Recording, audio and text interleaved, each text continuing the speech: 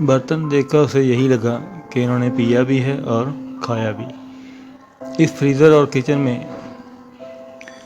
جہاں وہ پانی پینے کے لیے تیار نہیں ہوتا تھا، اسے ہنسی آ رہی تھی۔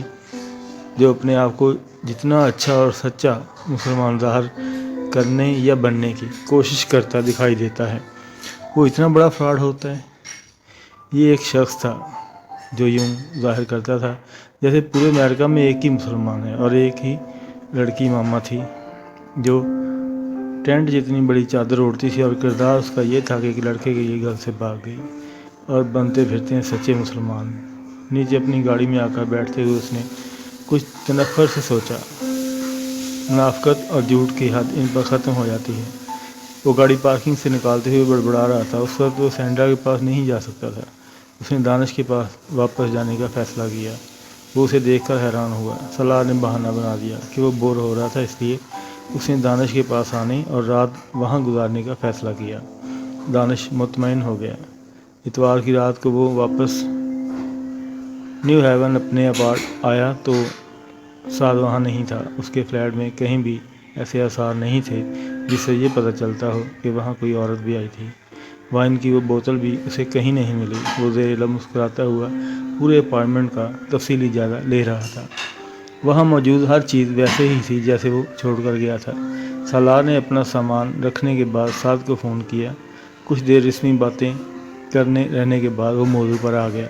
پھر اچھی رہی تمہاری اسٹڈیز، اسائنمنٹ بن گئے؟ ہاں یار، وہ 2 دن خاصا اچھا پڑھتا رہا، اسائنمنٹ تقریباً مکمل کر لی ہیں۔ تم بتاؤ تمہارا ٹرپ کیسا رہا؟ سعد نے جواباً پوچھا۔ بہت اچھا۔ کتنی دیر میں پہنچ گئے تھے وہاں؟ رات کو سفر کرتے ہوئے کوئی پرابلم تو نہیں ہوئی؟ سعد نے سرسی سے لہجے میں پوچھا۔ نہیں، رات کو سفر نہیں کیا۔ کیا مطلب؟ مطلب یہ کہ فرائیڈے کی رات کو نہیں، سیچرڈے کی صبح گئے تھے ہم لوگ وہاں، سالار نے بتایا۔ تو پھر تم سینڈرا کی طرف رہے تھے؟ نہیں، دانش کے پاس۔ کیوں؟ یہاں آ جاتے اپنے اپارٹمنٹ پر۔ آیا تھا، سالار نے بڑے اطمینان سے کہا۔ دوسری طرف سے خاموشی چھا گئی۔ سالار دل ہی دل میں ہنسا۔ سعد کے پیروں نیچے سے زمین یقیناً نکل گئی ہوگی۔ آئے تھے؟ کب؟ اس بار وہ بے اختیار ہکلایا۔ 11 بجے کے قریب۔ تم اس وقت اس لڑکی کے ساتھ مصروف تھے۔ میں نے تم لوگوں کو ڈسٹرب کرنا مناسب نہیں سمجھا، اس لیے وہاں سے واپس آ گیا۔ وہ اندازہ کر سکتا تھا کہ سعد پر اس وقت سختہ طاری ہو چکا ہوگا۔ اس کے وہم و گمان میں بھی نہیں تھا کہ سالار اس طرح اس کا بانڈا پھوڑ دے گا۔ ویسے تم نے کبھی اپنی گرل فرینڈ سے ملوایا نہیں ہے، اس نے مزید کہا۔ سعد کو سانس لینے میں جتنی دقت ہو رہی ہوگی وہ اس کا اندازہ کر سکتا تھا۔ بس ویسے ہی ملوا دوں گا، اس نے دوسری طرف سے بے حد مدھم اور معذرت خواہانہ انداز میں کہا۔ مگر تم کسی اور سے اس کا ذکر مت کرنا، اس نے ایک ہی سانس میں کہا۔ میں کیوں کروں گا یہ ذکر؟ تمہیں گھبرانے کی ضرورت نہیں ہے۔ سالار اس کی کیفیت سمجھ سکتا تھا۔ اسے اس وقت سعد پر کچھ ترس آ رہا تھا۔ اس رات سعد نے چند منٹوں بعد ہی فون رکھ دیا۔ سالار کو اس کی شرمندگی کا اچھی طرح اندازہ تھا۔ اس واقعہ کے بعد سالار کا خیال تھا کہ سعد دوبارہ کبھی اس کے سامنے اپنی مذہبی عقیدت اور وابستگی کا ذکر نہیں کرے گا۔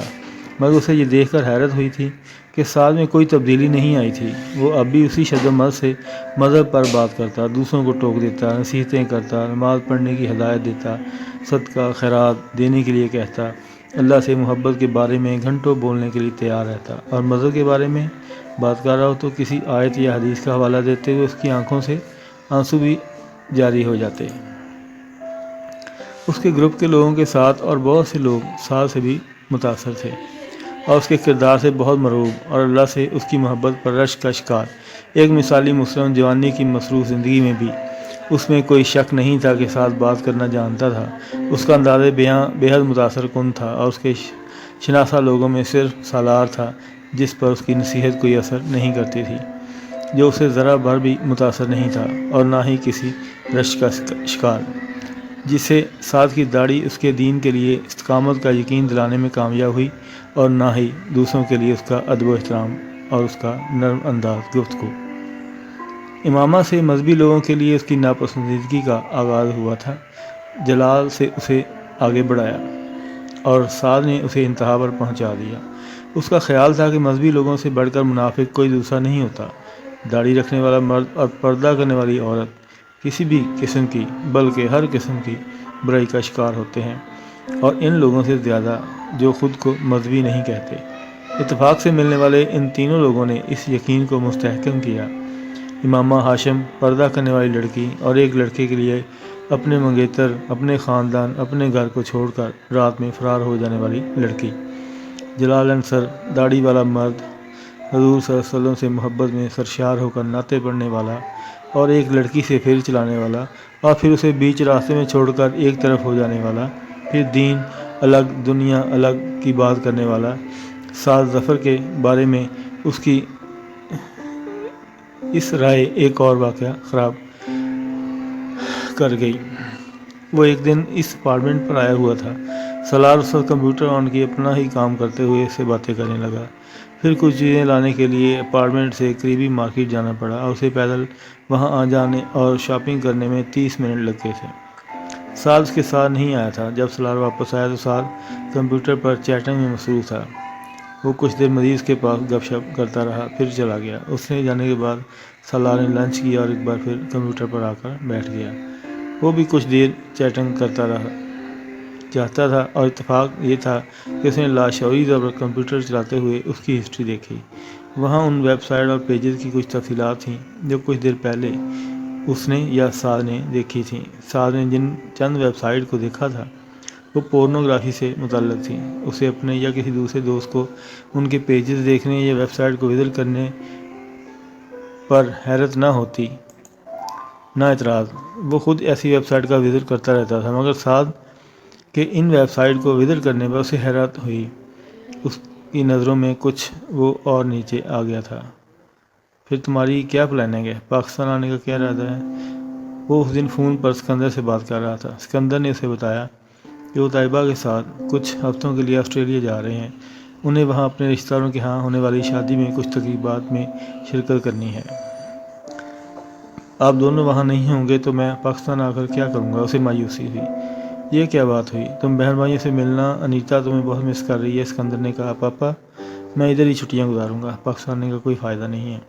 تم ایسا کیوں نہیں کہتے کہ ہمارے ساتھ آسٹریلیا چلو؟ معید بھی جا رہا ہے، انہوں نے اس کے بڑے بھائی کا نام لیتے ہوئے کہا۔ میرا دماغ خراب نہیں ہے کہ میں اس طرح منہ اٹھا کر آپ کے ساتھ آسٹریلیا چلوں۔ معید کے ساتھ میری کون سی انڈرسٹینڈنگ ہے جو آپ مجھے اس کے ساتھ جانے کا بتا رہے ہیں؟ اس نے خاصی بیزاری سے کہا، میں تمہیں مجبور نہیں کروں گا، اگر تم وہاں رہنا چاہتے ہو تو ایسا ہی صحیح، بس اپنا خیال رکھنا۔ دیکھو سالار، کوئی غلط کام مت کرنا، انہوں نے اسے تنبیہ کی۔ وہ اس غلط کام کی نوعیت کے بارے میں اچھی طرح جانتا تھا، اور وہ یہ جملہ سننے کا عادی ہو چکا تھا، اور اب اگر سکندر ہر بار فون کرنے سے پہلے اسے یہ جملہ نہ کہتے تو اسے حیرت ہوتی۔ سکندر سے بات کرنے کے بعد اس نے فون کر کے اپنی سیٹ کینسل کروا دی۔ فون کا ریسیور رکھنے کے بعد صوفے پر چت لیٹا چھت کو گھورتا رہا۔ وہ یونیورسٹی بند ہو جانے کے بعد کچھ ہفتوں میں مصروفیات کے بارے میں سوچتا رہا۔ مجھے چند دن اسکیننگ کے لیے کہیں جانا چاہیے یا پھر کسی دوسری اسٹیٹ کو وزٹ کرنا چاہیے۔ وہ منصوبہ بنانے لگا۔ ٹھیک ہے، میں کل یونیورسٹی سے آ کے کسی آپریٹر سے ملوں گا، باقی کا پروگرام وہیں طے کروں گا، اس نے فیصلہ کیا۔